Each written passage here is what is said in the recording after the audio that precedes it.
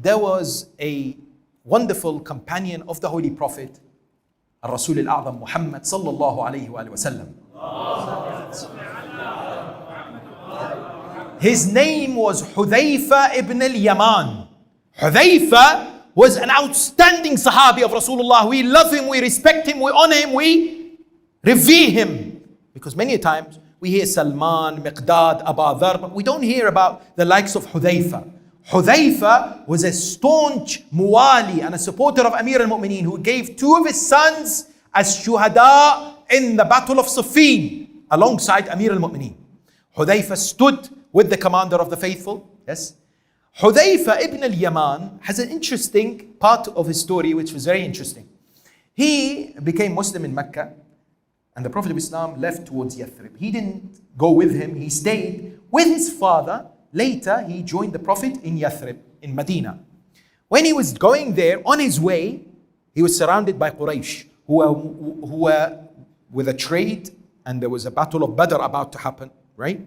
So they said to him, where are you going? He said, I'm going to Yathrib. They said, we want you to promise us that if there is a war between us and Muhammad, you will not fight us.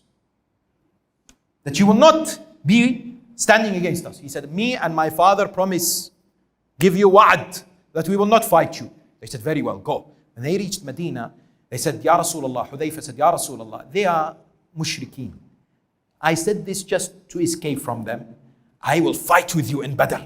I'm ready. Rasulullah said, no, you gave a wa'ad, and when you give a promise to any human being, you must honor it. You cannot fight with us. Ajib, but I want to fight. This is jihad, this is struggle. Rasulullah said, no. You honor, you gave that commitment. Yes? And this is a key lesson for us. Sometimes we deal with non-Muslims and we think it's okay to lie, to deceive, to fabricate, to cheat. But the akhlaq of the Prophet and Ahlul Bayt, the teachings were no.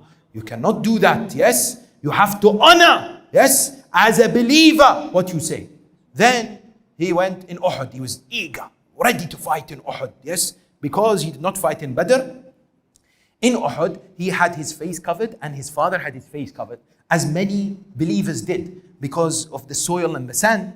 The Prophet of Islam had his face covered also. Yes? Now, what happened was that his father was not known. So unfortunately, when he was fighting, someone of the Muslims killed his father by accident, thinking he was one of the mushrikeen. Killed whose father? Hudaiyfa. Yes, Hudaiyfa came to know after the battle that his father was killed by one of the Muslims. Now imagine, losing a father is very painful. But losing a father through being killed accidentally is even more painful. Rasulullah came to him and said, Hudaiyfa, you are entitled to compensation and blood money. You can punish that person and you could take blood. He said, Ya Rasulullah, no punishment and I'm not taking blood money. It's all forgiveness for the sake of Allah. Subhanallah. Wallah, you hear some of these stories and it's so painful.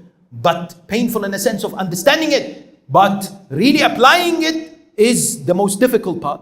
Yes? And I remember here, Ayatollah Sayyid Abu al-Hasan al-Asfahani, Allah Ta'ala maqama, one of our great maraja, who is buried next to Amir al-Mu'mineen in Najaf al-Ashraf in the courtyard. He is a teacher of Ayatollah Hakim and one of our great maraja who passed away in the 40s.